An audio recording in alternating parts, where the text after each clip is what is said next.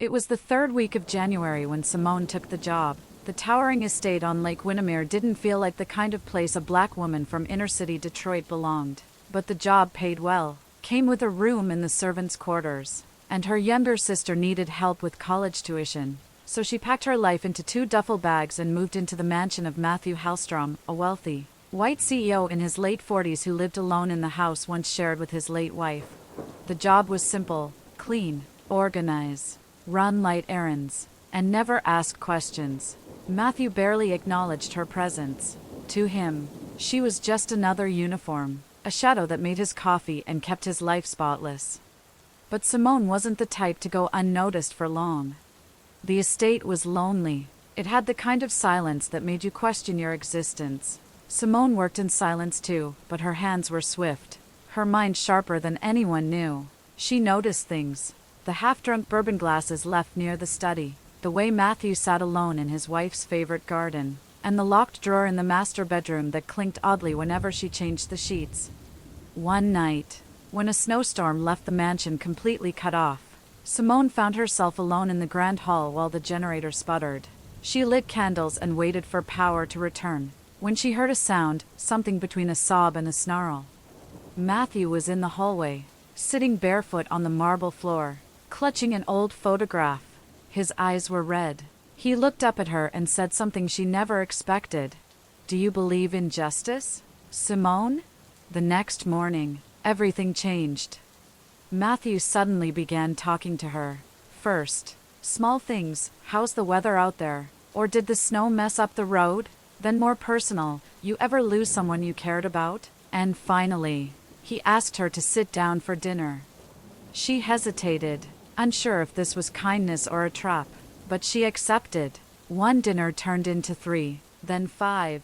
By the second week of February, they were laughing over wine. He told her about his late wife, his business empire, his lonely nights. She told him about her mother's long hours cleaning offices, about being followed in stores, about the world's assumptions every time she walked into a room. Matthew listened, or at least he pretended to. By March, he gave her gifts, just small things. He said, perfume, a bracelet, once even a pair of designer heels that didn't fit his ex-wife. Simone felt strange wearing them, but she took them. She felt seen, appreciated, even beautiful. But something wasn't right. One night, after he fell asleep in the study, Simone peeked into the locked drawer in the master bedroom. The key had been left on his desk. Inside were dozens of photographs of black women. Most were surveillance style. Some were clearly taken without consent. There were notes about their schedules, their workplaces, their addresses. Simone's stomach twisted.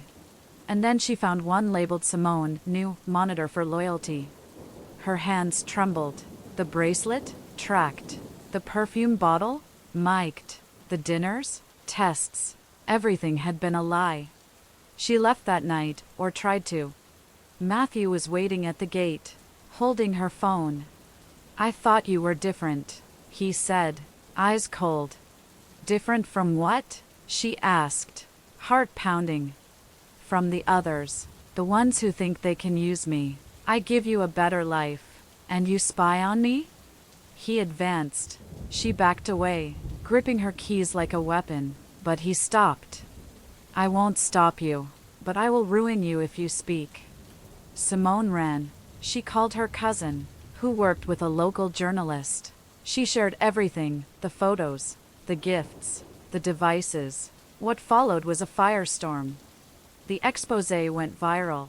Headlines across the country: billionaire CEO caught spying on black female staff, a pattern of control and obsession. More women came forward. Former employees, assistants, even interns. Each story more chilling than the last. Matthew Hallstrom resigned a week later. 6 months later, Simone stood outside a courtroom in a smart Navy suit, head held high. Her testimony had helped build the case that destroyed the empire of a man who saw her as property.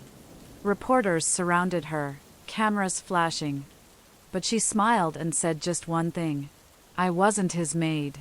I was the mirror that finally showed him who he really was."